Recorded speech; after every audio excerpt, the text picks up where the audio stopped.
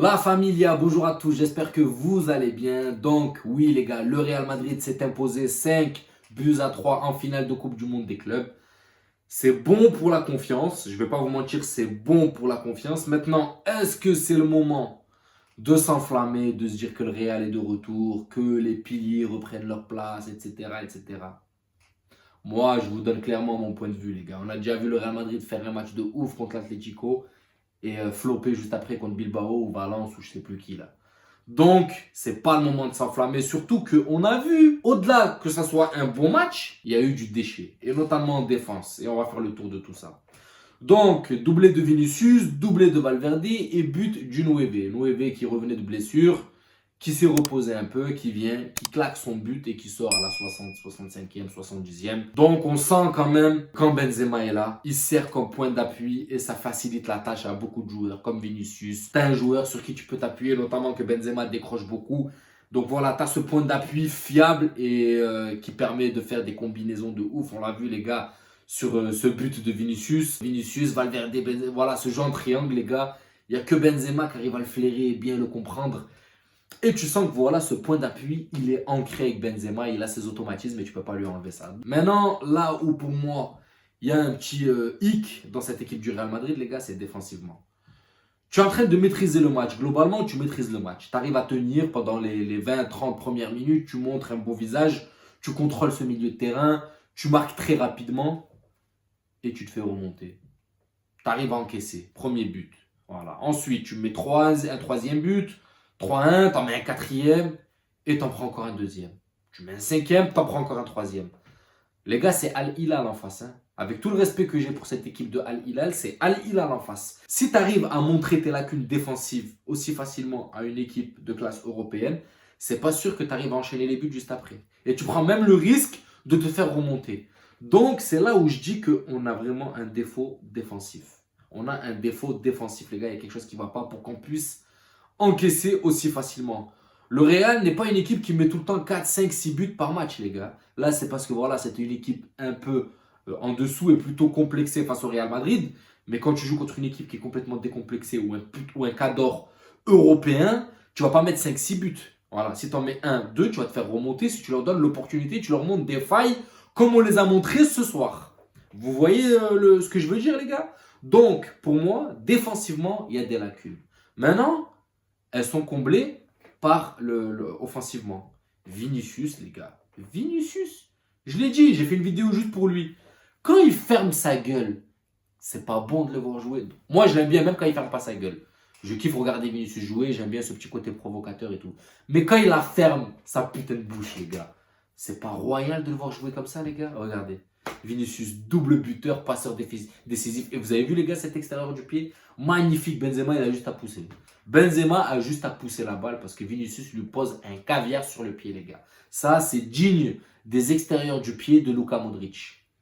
C'est là où je dis, les gars, Vinicius, quand il est dans de bonnes conditions et quand il ferme sa gueule et qu'il décide de jouer au ballon, sur le terrain sans se prendre la tête et se concentrer totalement sur le jeu, voilà ce qu'on a, les gars. Un grand Vinicius. Après, bon, c'est Al Hilal en face, mais vous le connaissez, les gars. Ses efforts, il les multiplie. Maintenant, là où je montre mon petit côté rassurant de ce Real Madrid une fois de plus, c'est qu'on retrouve un Valverde, les gars. On retrouve un Valverde. J'espère que ce n'est pas que sur cette Coupe du Monde des clubs. C'est pour ça que je n'ai pas envie de m'enflammer. C'était un bon Real Madrid au milieu et offensivement. Je ne vais pas vous mentir. Mais je n'ai pas envie de m'enflammer. Pourquoi? Parce que j'ai été déçu. On a été déçus, les gars, quelques matchs à l'arrière. Cette Coupe du Monde des clubs, elle était là pour la confiance. Pour moi, elle était primordiale de la remporter. Si on ne la remportait pas, c'était le coup d'arrêt. C'était le coup d'arrêt du Real Madrid. Ça allait être compliqué. Ne sortez pas comme excuse, non les gars, ce trophée, il n'est pas important. Non, non, non, non, il n'y a pas de ça. Là, peut-être que physiquement, ouais, le trophée n'est pas important. Mais moralement, les gars, ils pèsent dans le game. Et là, tu repars avec 2 matchs, 2 bons matchs, où tu mets plus de 8 buts dans les 2 matchs compris. Donc, psychologiquement, voilà, tu arrives avec de la confiance. Donc là, contre Elche, normalement, on devrait survoler. On devrait survoler, pourquoi? Parce qu'il y a la confiance. Même si ce n'est pas le même potentiel. Même si ce n'est pas le même potentiel. Donc, c'est là où ça rassure, c'est qu'on retrouve un Valverde qui est plus mobile, qui ne court pas dans le vent, d'accord? Qui vient aider chaque ligne de jeu. et c'est tout bénef. On retrouve un Valverde qui est double buteur, qui retrouve le chemin des filets, qui a 11 buts, les gars, toutes compétitions confondues. J'espère que cette petite période de disette où il n'était pas bien moralement, du fait qu'il ait vécu un petit trauma personnel, que c'est passé, c'est du passé, et qu'on va trouver un grand Valverde dans la régularité et dans la longévité. Je l'espère, les gars, parce que là, si on retrouve un bon Valverde, c'est déjà un bon plus pour la suite. Modric, faut en parler. Contre Al Ahly, les gars, déjà, je m'excuse pourquoi j'ai pas pu le faire débrief, parce qu'on a une vie de famille à côté, il faut nourrir les bouches. Vous savez, les gars, je travaille et malheureusement, j'ai pas pu faire ce débrief. Je m'en excuse. Mais apparemment, Modric, c'était pas trop ça. Mais là, le visage que montre Modric est rassurant. On voit un meilleur Modric avec plus d'offensivité, plus de verticalité, qui propose des bons ballons, qui donne des bons ballons, notamment le son pour Benzema où il se rate. Voilà, on voit un Modric beaucoup plus mobile et qui apporte beaucoup plus. Un Tchouaméni, pareil, en tant que 6, qui alterne avec Kroos, qui a montré un beau visage. Maintenant, Camavinga, les gars, une fois de plus, c'est pas un défenseur. Ça, il faut le comprendre, il faut qu'on se le mette dans la tête. On ne peut pas le blâmer parce qu'il est là que en tant que dépanneur.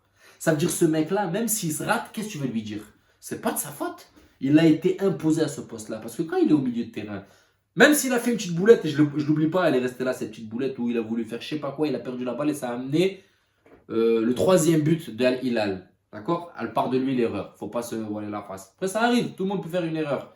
Mais les erreurs qu'il fait dans son poste côté latéral, là, on peut pas lui en vouloir. On peut pas lui en vouloir. Il n'est pas formé pour défendre. Ce mec, c'est un milieu de terrain qui est là pour essayer de casser les lignes de passe adverses et apporter le jeu vers l'avant. Et il le fait très bien quand il est au milieu de terrain.